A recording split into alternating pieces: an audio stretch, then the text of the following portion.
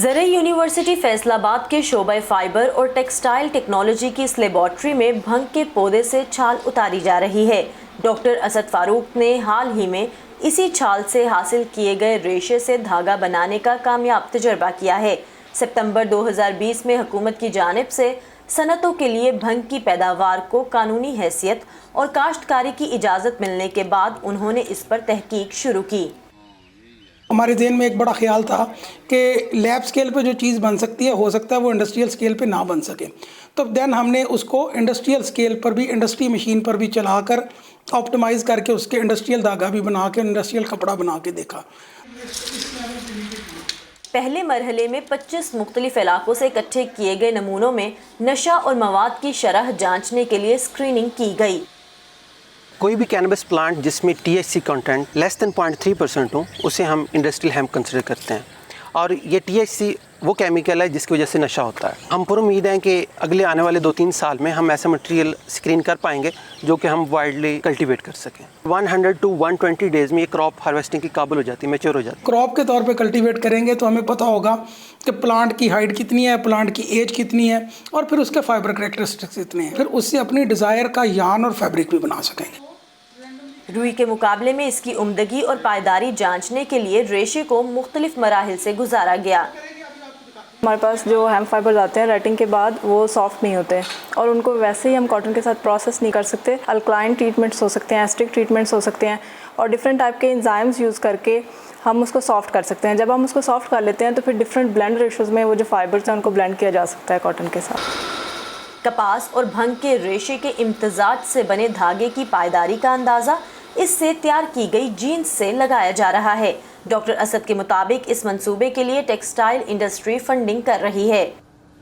हमारी इंडस्ट्री जो कि अपनी टेक्सटाइल प्रोडक्ट्स जो है दुनिया को एक्सपोर्ट करती है, उनके पास कंज्यूमर्स की तरफ से या कस्टमर्स की तरफ से ये डिमांड आनी शुरू हुई जो प्रोडक्ट्स हैं उसको सस्टेनेबल बनाएं। सस्टेनेबल बनाने का मतलब ये है कि आप उसमें कॉटन की जगह ऐसा सस्टेनेबल फाइबर लेके आएँ जिसमें कम जो है वो पेस्टिसाइड यूज़ हो, कम फर्टिलाइज़र यूज़ हो और थोड़ा पानी यूज़ हो, ताकि सस्टेनेबल फाइबर्स जो हैं वो यूज़ हो सके। कॉटन का जो है एनवायरमेंटल स्ट्रेस बहुत ज़्यादा है, तो इस सिलसिले में हेम्प एक ऐसा फाइबर है जो कि कॉटन को किसी लेवल पर सब्स्टिट्यूट कर सकता है। ज़रई यूनिवर्सिटी समझती है कि ये तहकीक उसी सूरत फ़ायदेमंद हो सकती है जब कारोबारी अफराद बैनुल-अक़वामी इदारों की बजाय मुल्क में की जाने वाली रिसर्च पर भरोसा और सरमायाकारी करें। ऐसा नहीं होता कि हर प्रोजेक्ट पहले से ही आप कहें कि भैया कामयाब होगा। थोड़ा हमारे बिजनेसमैन को एजुकेशन की ज़रूरत है। जो रिसर्च है उसके लिए भी बिजनेसमैन को पैसे रखने चाहिए और रिसर्च करवानी चाहिए। वेस्ट की रिसर्च जो है वो इधर नहीं चलती, मतलब इधर इन्वायरमेंट मुख्तलिफ है, इधर लोगों की वो अडेप्ट ही नहीं कर पाते। अब इंतज़ार है तो बस किसानों को इस फसल की काश्त के लिए तैयार करने का, क्योंकि फसल होगी तब ही तैयार की गई टेक्नोलॉजी किसी काम आ सकेगी। Saman Khan, Voice of America, Faisalabad.